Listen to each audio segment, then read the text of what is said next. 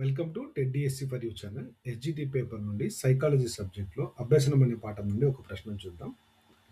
Bruner బోధనా సిద్ధాంతం ప్రకారం అభ్యసనంలో ఏది ప్రధానమైనది?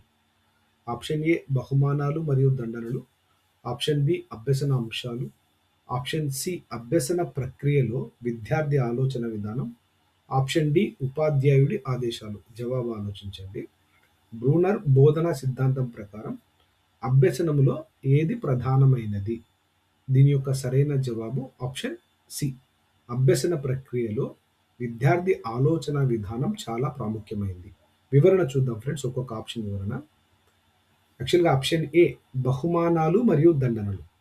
బ్రూనర్ ఏమన్నాడంటే బహుమానాలు మరియు దండనల గురించి తన బోధనా సిద్ధాంతంలో అభ్యసనములో మరి బహుమానాలు మరియు దండనలపై ఆధారపడకూడదని చెప్పాడు. ప్రశ్న అడగడానికి అవకాశం ఉంది.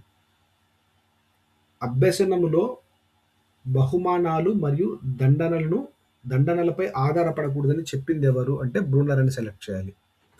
లేదా ఏ సిద్ధాంతము అభ్యసన ప్రక్రియలో బహుమానాలు మరియు దండనలపై ఆధారపడద్దు అని చెబుతుంది అంటే బోధనా సిద్ధాంతం, బ్రూనర్ బోధనా సిద్ధాంతం. ఆప్షన్ బి అభ్యసన అంశాలు. సో అభ్యసనానికి సంబంధించి బ్రూనర్ ఏమన్నాడంటే అభ్యసన అంశాల కంటే విద్యార్థి యొక్క ఆలోచన విధానం ముఖ్యమన్నాడు.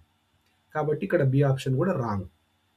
ఆప్షన్ సి అభ్యసన ప్రక్రియలో విద్యార్థి ఆలోచన విధానము చాలా ఇంపార్టెంట్.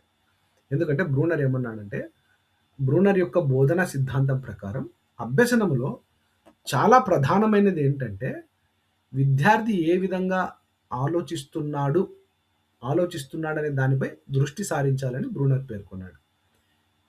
అభ్యసన ప్రక్రియలో విద్యార్థి ఏ విధంగా ఆలోచిస్తున్నాడనే దానిపైనే దృష్టి సారించాలని తన బోధనా సిద్ధాంతంలోని అభ్యసన ప్రక్రియలో బ్రూనర్ పేర్కొన్నాడు. మరి ఉపాధ్యాయుడి ఆదేశాలు.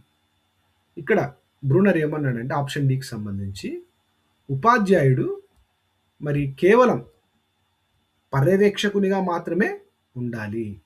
ఉపాధ్యాయుడు కేవలం పర్యవేక్షకునిగా మాత్రమే ఉండాలని చెప్పాడనమాట. కంటెంట్ నచ్చినట్లయితే మన టెడ్ డిఎస్సి ఫర్ యూ ఛానల్ను సబ్స్క్రైబ్ చేయండి, లైక్ చేయండి, షేర్ చేయండి, సపోర్ట్ చేయండి. Thank you.